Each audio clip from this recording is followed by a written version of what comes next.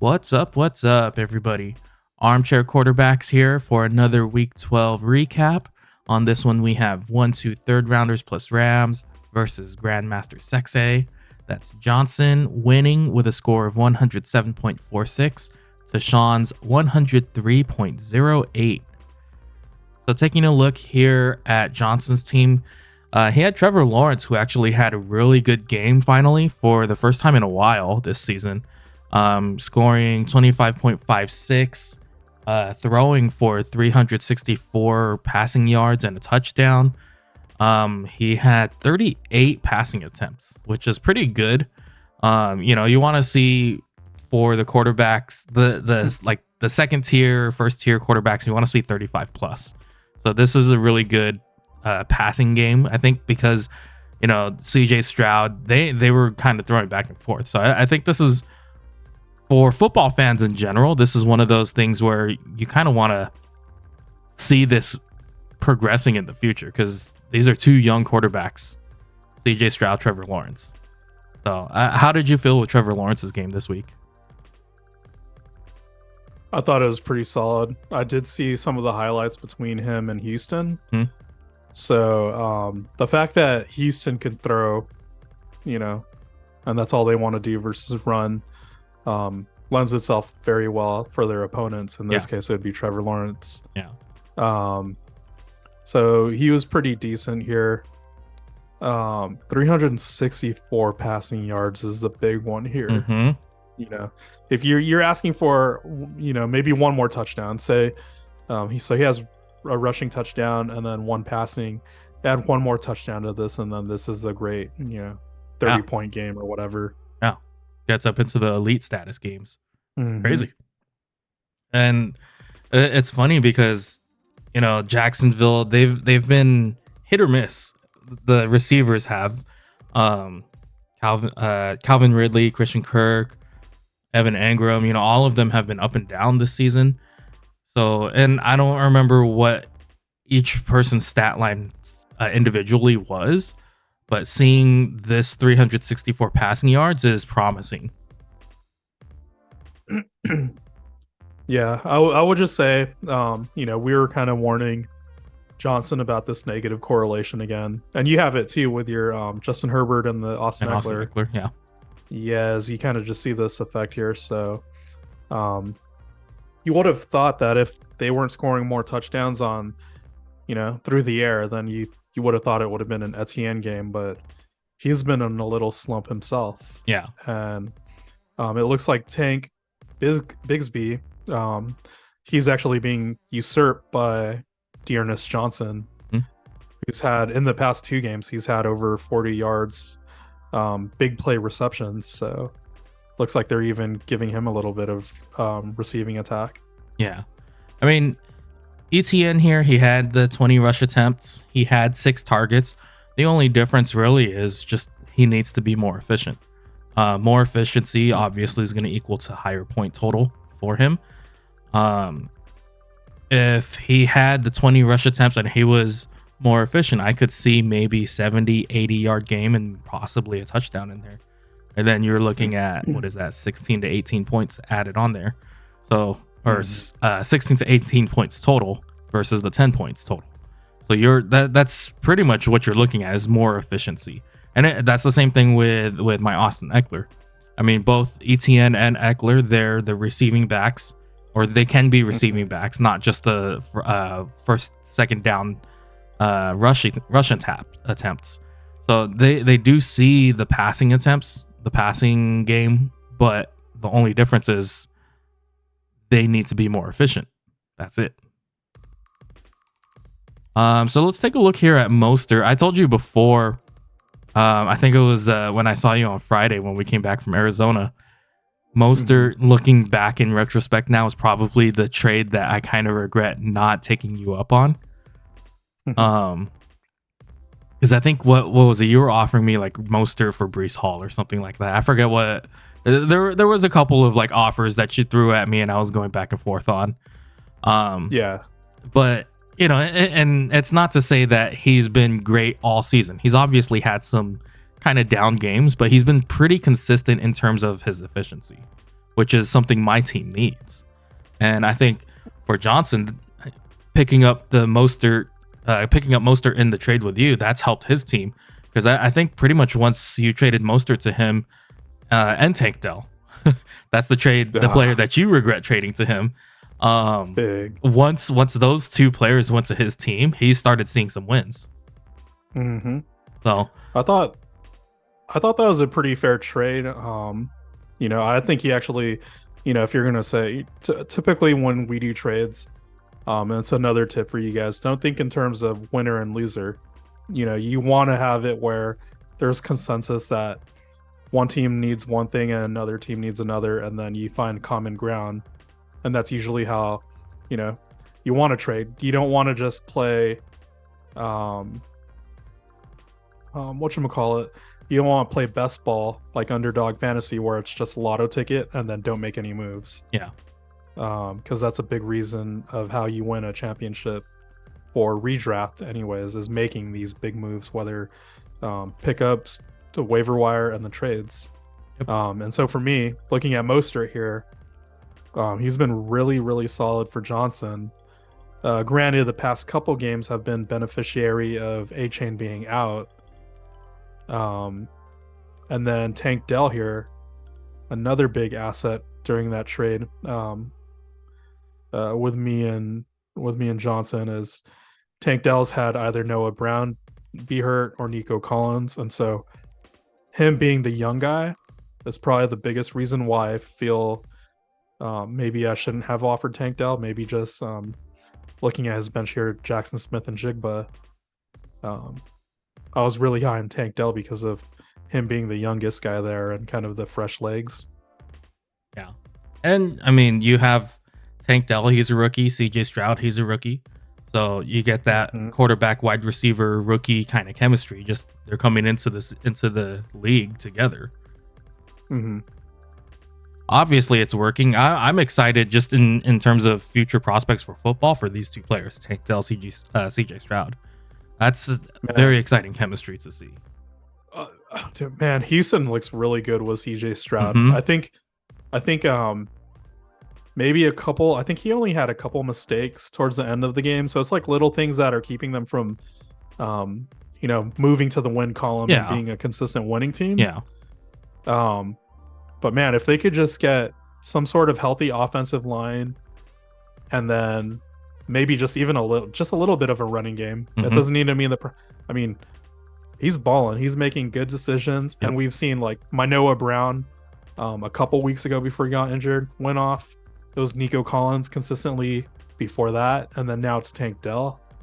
So they look really good in Houston right now. They should be really happy if you're a Houston fan. Oh yeah, definitely. Yeah, Panthers, I bet they regret passing up on CJ Stroud. They regret a lot of things. I mean, hiring Frank Wright and then firing him after 10 games. I think they're going to be paying him $63 million for the next however many years. I think it was like the next 1,000 days. They're going to be paying him 63 mil. Yeah, something like that. And all they have is old man Thielen. They gave up DJ Moore. He's on Chicago now. So let's take a look at Garrett Wilson. We had the quarterback change for the Jets from Zach Wilson to Tim Boyle this week. So the past couple of weeks with Zach Wilson, obviously Zach Wilson knew he was on the hot seat. So he's kind of been trying his best to air it out as much as possible. And against some pretty good defensive options in terms of, you're playing the Giants, you're playing the Chargers, you're going to throw the ball. 13 targets there for Garrett Wilson. Next game against Vegas had 14 targets. And then last week against Buffalo, very hard defense to throw against. He had 8 targets. And then this is where we finally see the change going from week 11 last week to week 12 this week. Tim Boyle, 10 targets. So I think Garrett Wilson, there was a lot of talk as to, is this going to be an upgrade or a downgrade for Garrett Wilson in terms of the passing game, going from Zach Wilson to Tim Boyle? And a lot of analysts have pretty much said it's not really a downgrade or an upgrade, it's just a lateral move. And I can kind of see that. How do you feel about Garrett Wilson moving forward? I mean, I feel the same no matter what. He's pretty safe. He's the number one target. I mean, the only other guy I'm thinking on that offense, who else are they going to pass it to? Tyler Conklin? I mean, that's who I was hearing as a tight end. And I did see the end of this game here. So at least for this game here, even in garbage time here, he was racking up these, yardage here. So he'll still get his. He's young. They're gonna play him in garbage game, even if it's a blowout, even if the season's over. No matter who gets fired on the coaching staff, he's gonna get his usage here. Yeah, agreed.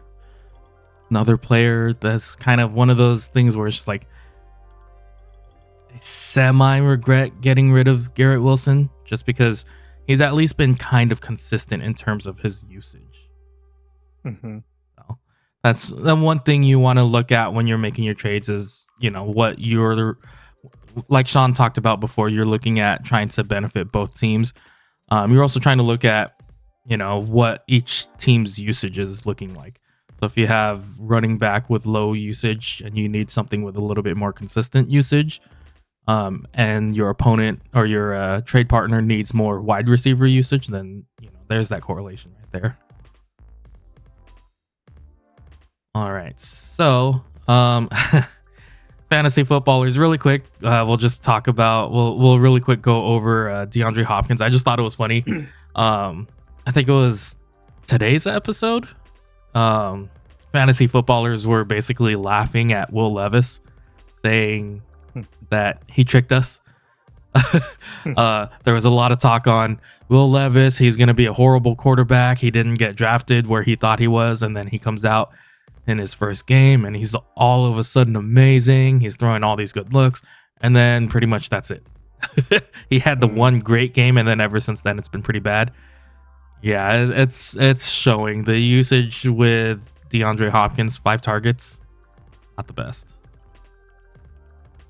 All right, so let's look over here at Shawn's team. Shawn had Lamar Jackson, who had, in terms of the fantasy stats, not the best of games, especially going up against the Chargers. He only threw for 177 yards. If I remember correctly, though, I believe this one was mostly pretty much the same exact story that he's had all year, where his pass catchers have dropped the ball, pretty much. He got saved with Zay Flowers going in for the touchdown here and there. He's pretty much getting saved in terms of team play rather than individual stats for his wide receivers. Yeah, I would say, I mean, just because I own Zay Flowers, let's see, I'm looking at, just look at some of Lamar Jackson's pass. I mean, they are run first, and I think it was Manny ended up picking off, who was it? Keaton Mitchell. I think unless Manny has dropped him, he still has Keaton Mitchell. And they're really trying to give him the ball. Like, it's noticeable even the beginning of the game, the first quarter. A lot of it was Keaton Mitchell. Surprisingly, a couple of the goal line work was Justice Hill. And then it wasn't until the second half, third and fourth, that you finally started to see Gus Edwards a little bit more. Yeah. So if they're going to use 3 of these guys, and I consider Lamar Jackson himself to be another running back, yeah. Yeah. And then if you notice too, like, his rushing hasn't been the same as in previous years. He's kind of taking the same, like Josh Allen approach, where we're not going to see a Justin Fields like 110 yard rushing, every single game from Lamar Jackson. So, and I remember saying a couple years ago, I believe, when I won in your work league with Lamar Jackson, I respected that. I thought that was good, if he's going to try. but at the same time, if you're neutralizing his running, like Josh Allen, and they already have all these running backs here, it's kind of like he loses some of these opportunities for points here. Mm-hmm. Yeah, agreed. All right, so let's take a look here. Devontae Adams. We were talking about Jacoby Myers before. I still feel like Aiden O'Connell is forcing some throws to Devontae Adams. However, in terms of giving Aiden O'Connell the benefit of the doubt, he's not forcing every throw to him now. This game, especially up against Kansas City, it was very apparent that he was trying to spread the ball around. He got the ball to Devontae Adams. He got the ball to Jacoby Myers. I saw a couple of plays where he threw to what's his name, Josh Jacobs, and tight end Michael Mayer. I was gonna say I even saw Hunter Renfrow in there. You know, I was like, unbelievable. Yeah. So for the Raiders as a football team in general, not in terms of fantasy football, that's a good thing, because then it allows them more opportunity to score points and kind of keep the defense on their toes. But in terms of fantasy, it affects Devontae Adams, obviously.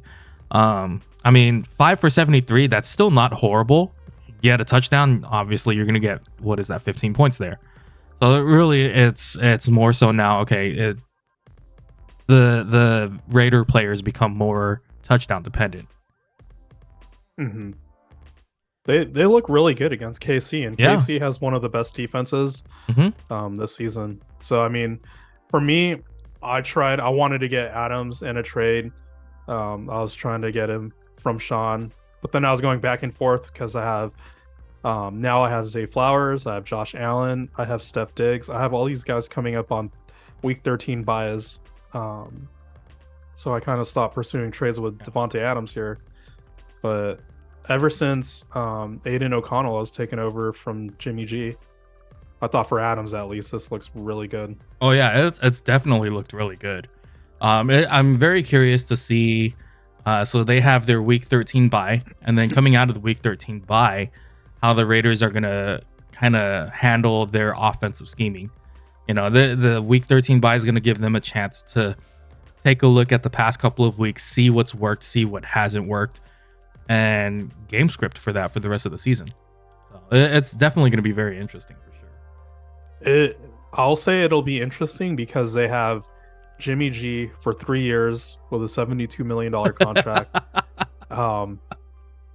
But Aiden O'Connell, how old is Aiden O'Connell? He's still young. Yeah, he's pretty young. Aiden O'Connell, I mean, I think it looks good when he's only 25. So there you go. Yeah. He's only 25 and he finally has a shot as a starter. And I think he's like, more than competent enough, definitely better than a Mac Jones, Zach Wilson type. Oh yeah, definitely. All right, so let's move on here. Jamar Chase. So this is rough, losing Joe Burrow to the season-ending injury here. I don't know if I can consider Jamar Chase top 15 wide receiver rest of season. I'll give you one better.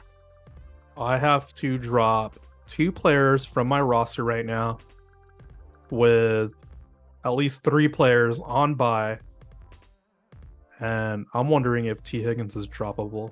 I know one of you guys, someone will pick him up, and that's a risk I'm willing to take. But with him being a hamstring issue, that's something you're willing to risk too. Yeah. So I'll tell you, if you do drop him, the way my team's been looking right now, I don't think I would pick up T. Higgins. I would avoid. Yeah. You're needing consistency for your wide receivers. Someone that needs upside, maybe. But that's a tough one, Mm-hmm. That is, he's entered pre-Zay Jones, Calvin Ridley territory, I guess.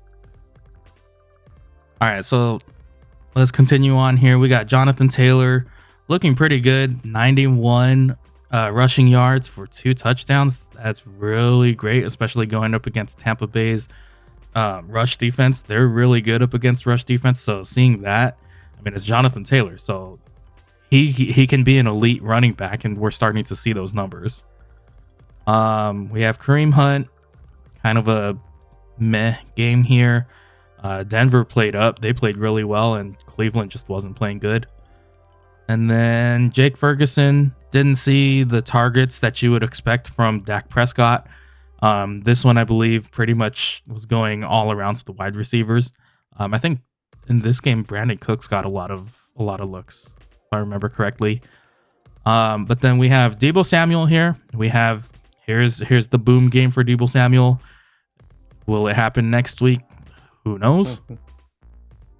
But then we got Mike Evans over here. Mr. Doesn't age at all, apparently. Dude's been beasting. He had 9 targets for 6 receptions, 70 yards, and 2 touchdowns. Crazy. I think Baker Mayfield loves him, man. Oh, yeah. And Mike Evans has been the most consistent wide receiver, I think, this year. So it looks really good. Yeah. There's nothing bad. You can't bench him. Even in a bad matchup, you can't bench him. Besides that, taking a look at both benches, nothing really left there. Kind of what you expect for bench players. Yeah. Congrats on your win here, Johnson. Better luck to you next week, Shawn. Other than that, do you have any other comments you want to make on any other players? I think that's it, man. I think Mark Andrews, they're hoping that he'll come back, but it sounds like it might be season ending. I think there was a tweet that came out this morning. Pretty sure it was about Mark Andrews. So yeah, definitely take a look into that, research that a bit, Shawn.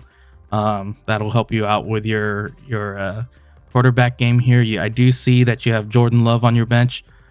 Not necessarily what I would consider the best backup quarterback, but it does give you an option. He's been playing kind of pretty decent this year. Not the best, but it's consistent. So, all right, that'll be it for this week 12 recap. We'll catch you guys in the next one. Peace out.